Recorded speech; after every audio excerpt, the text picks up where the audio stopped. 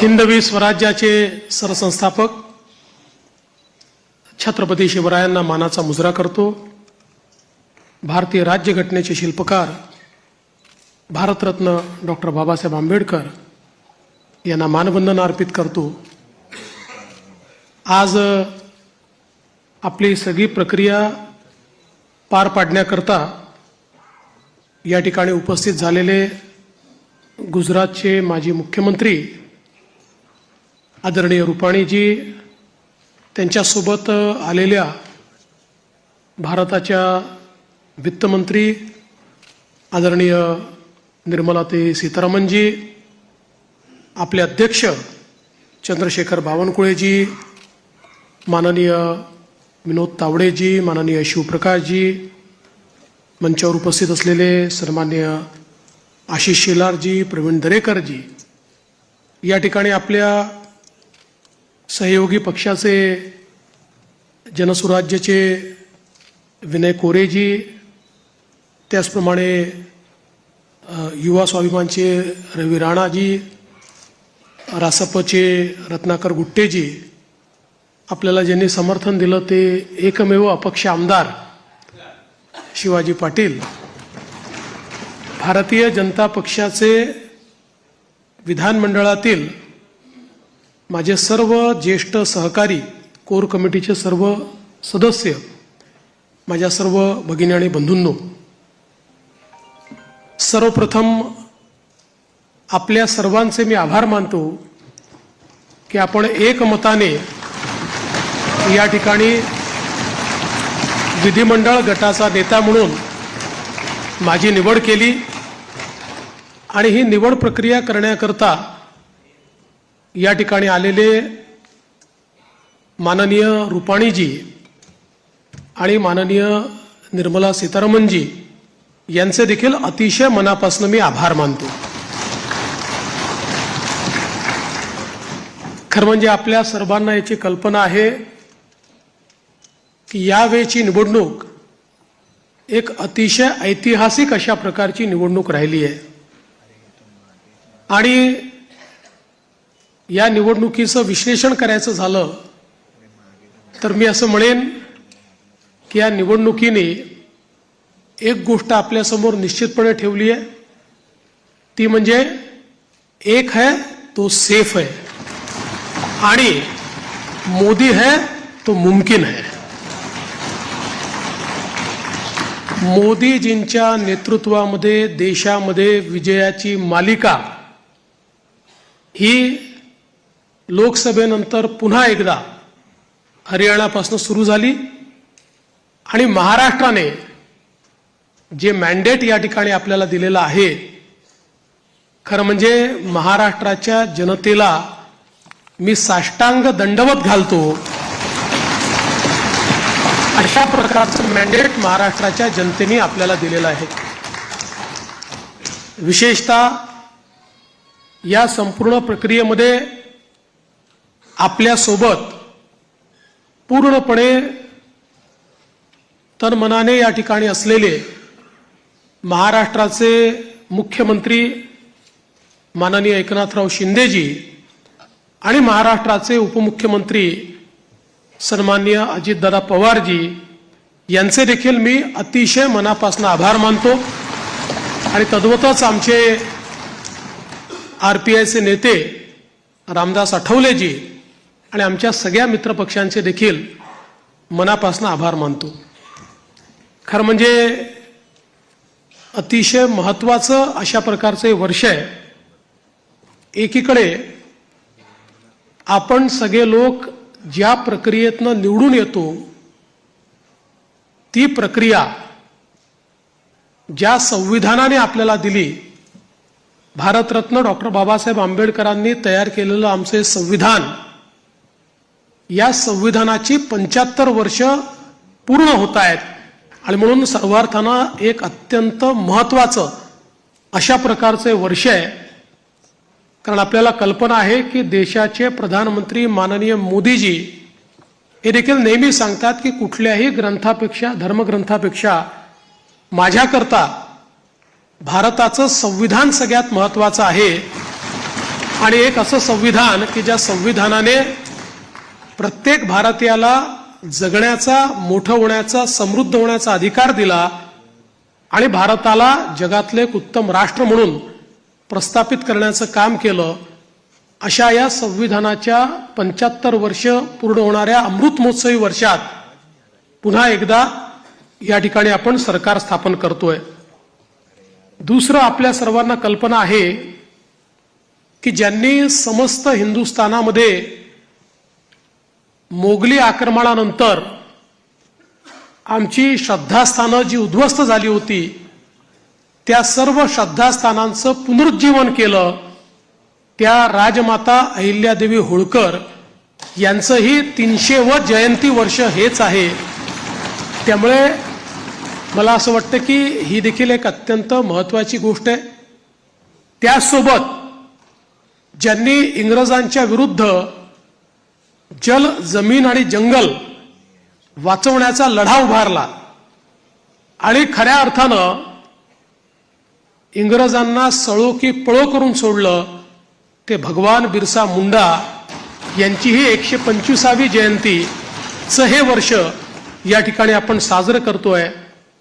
आणि अर्थातच आपल्या सर्वांचे लाडके नेते ज्यांनी नवभारताची संकल्पना मांडली, ज्याची मुहूर्तमेढ केली, आज मोदीजींच्या नेतृत्वात जो नवभारत तयार होतोय त्याचा पायवा ठेवणारे श्रद्धेय अटल बिहारी वाजपेयीजी यांचं देखील हे 100वे जयंती वर्ष आहे. त्यामुळे अशा या अत्यंत महत्त्वपूर्ण वर्षामध्ये महाराष्ट्राच्या जनतेने ही सगळी जबाबदारी आज महायुतीवर या ठिकाणी सोपवलेली आहे. खरं म्हणजे इतका मोठा जनादेश हा आपल्याला या ठिकाणी जनतेने दिलेला आहे की या जनादेशातून मी एवढंच म्हणेन की आनंद आहे, पण त्याहीपेक्षा जबाबदारी आपली वाढलेली आहे. प्रचंड मोठी जबाबदारीची जाणीव करून देणारा अशा प्रकारचा जनादेश हा जनतेने आपल्याला दिलेला आहे.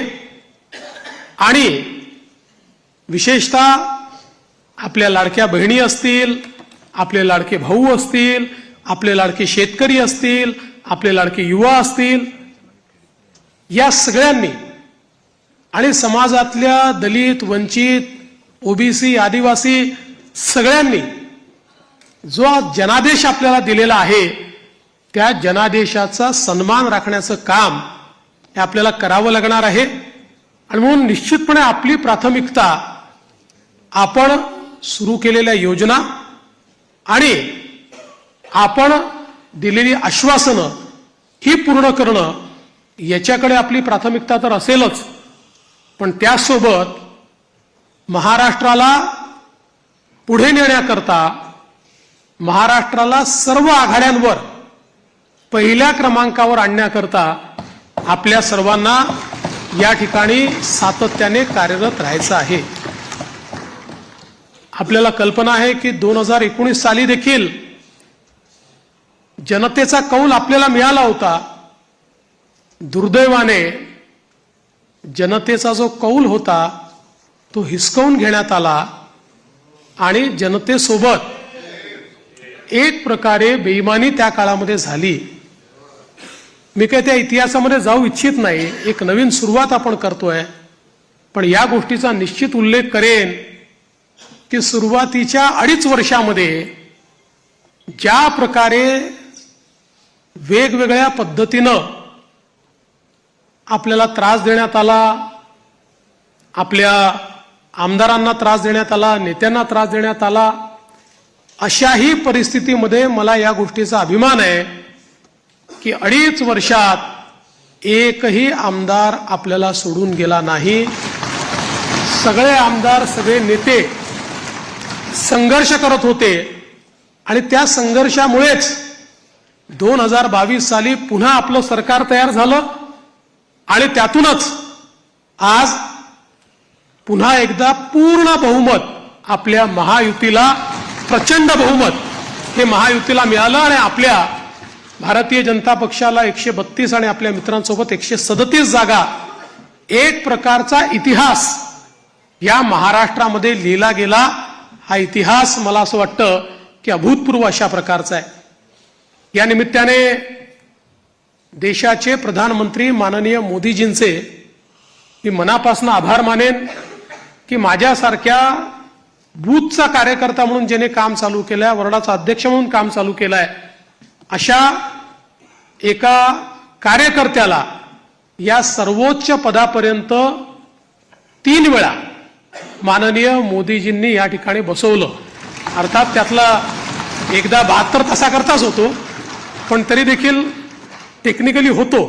त्याच्यामुळे 3 वेळा मला महाराष्ट्राच्या मुख्यमंत्री पदावर बसण्याचा मान सन्मान त्यांनी दिला. हा पक्ष ज्या प्रकारे त्यांच्या नेतृत्वात मोठा झाला, त्यातूनच सामान्य कार्यकर्त्यांना वेगवेगळी त्या ठिकाणी पदं मिळाली, चांगली पदं मिळाली, आपल्याला काम करण्याची संधी मिळाली. म्हणून मी आदरणीय मोदीजींचं मनापासून या ठिकाणी त्यांचे आभार मानतो. पक्षाचे राष्ट्रीय अध्यक्ष आदरणीय JP नड्डा साहेब यांचे देखील अतिशय मनापासून आभार मानतो. आणि त्याचसोबत ज्यांनी या संपूर्ण निवडणुकीमध्ये अतिशय ताकदीनं महाराष्ट्रामध्ये आपल्यासोबत तळ ठोकून कार्यकर्त्यांमध्ये ऊर्जा निर्माण केली आणि या निवडणुकीत अत्यंत ताकद आपल्या सर्वांना दिली, ते देशाचे गृहमंत्री माननीय अमितभाई शहा यांचे देखील आभार मानतो. आणि भारतीय जनता पक्षाचं जे शीर्षस्थ नेतृत्व आहे, त्या सगळ्या नेत्यांचे या ठिकाणी अतिशय मनापासून मी आभार मानतो. आणि विशेषतः वेगवेगळे राज्यातल्या ज्या कार्यकर्त्यांनी, नेत्यांनी आपल्याला मदत केली, त्यांचे देखील मी अतिशय मनापासून आभार मानतो. महाराष्ट्रातली सगळी टीम तर आपले प्रदेशाध्यक्ष बावनकुळेजी यांच्या नेतृत्वात महाराष्ट्र भाजप हा पूर्ण ताकदीने या ठिकाणी मैदानामध्ये होता आणि त्यामुळेच हा विजय आपल्याला या ठिकाणी मिळालेला आहे. त्याबद्दल भारतीय जनता पक्ष महाराष्ट्राच्या संपूर्ण टीमचं मी मनापासून अभिनंदन करतो, आभार मानतो. आणि अर्थातच तुम्ही सगळे लोक आहात म्हणून मी इथे आहे. तुम्ही नसतात तर मी इथे नसतो. त्याच्यामुळे तुमचे सगळ्यांचे मनपूर्वक आभार मानत असताना पुढची वाट ही आपल्याला अपेक्षा पूर्ण करण्याकरता संघर्षाची आहे. आपल्याला अपेक्षा पूर्ण करायची आहेत. त्यामुळे आपल्याला सगळ्यांना आपलं महायुतीचं सरकार आहे, या सरकारमध्ये एक दिलाने आपल्या सगळ्या मित्रांना सोबत घेऊन आणि प्रसंगी जेव्हा इतकं मोठं मॅन्डेट असतं त्यावेळी सगळ्या गोष्टी सगळ्यांच्या मनाच्या आपल्याला पूर्ण करता येत नाहीत. पण आपण एक लार्जर, एक मोठा अशा प्रकारचा विचार घेऊन, एक लार्जर गोल घेऊन आपण राजकारणामध्ये आलेलो आहोत. केवळ पदांकरता, केवळ आपल्याला कोणीतरी मोठं करावं याकरता आपण राजकारणात आलेले नाही आहोत. त्यामुळे मला या गोष्टीची पूर्ण अपेक्षा आहे की येत्या काळामध्ये 4 गोष्टी आपल्या मनाप्रमाणे होतील, तर 4 गोष्टी मनाविरुद्ध देखील होतील. पण तरी देखील एका लार्जर इंटरेस्टमध्ये आपण सगळे एकत्रितपणे काम करू आणि आपली शक्ती काय आहे ही शक्ती निश्चितपणे या ठिकाणी आपण दाखवून देऊ. आज या निमित्ताने पुन्हा एकदा आपल्या सगळ्यांचे आभार मानत असताना महाराष्ट्रातल्या दीन, दलित, गोर, गरीब, आदिवासी, शेतकरी, शेतमजूर, महिला, ओबीसी, अल्पसंख्याक सगळ्या समाजाला या ठिकाणी मी आश्वस्त करू इच्छितो की महाराष्ट्राच्या सर्वांगीण उन्नतीकरता, महाराष्ट्राच्या प्रगतीकरता 24 तास आमचं सरकार काम करेल आणि महाराष्ट्रातल्या सामान्य माणसाच्या आशा, आकांक्षा, अपेक्षा या निश्चितपणे पूर्ण करण्याचं काम आम्ही करू. पुन्हा एकदा आपल्या सर्वांचे आभार मानतो. माननीय देशाचे पंतप्रधान नरेंद्र मोदीजी यांचे मनापासून आभार मानतो आणि माझं बोलणं संपवतो. धन्यवाद. जय हिंद, जय महाराष्ट्र.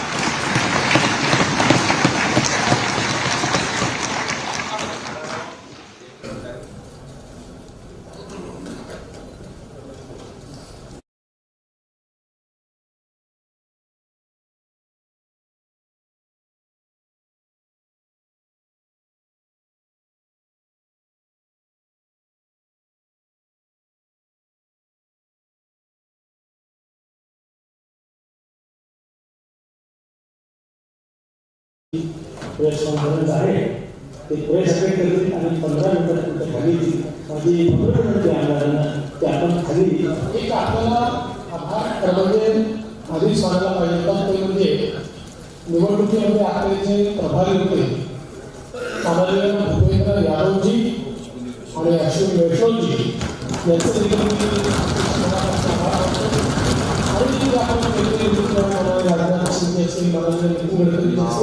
सगळ्या केंद्रीय नेतृत्वाचे अध्यक्ष पदापासून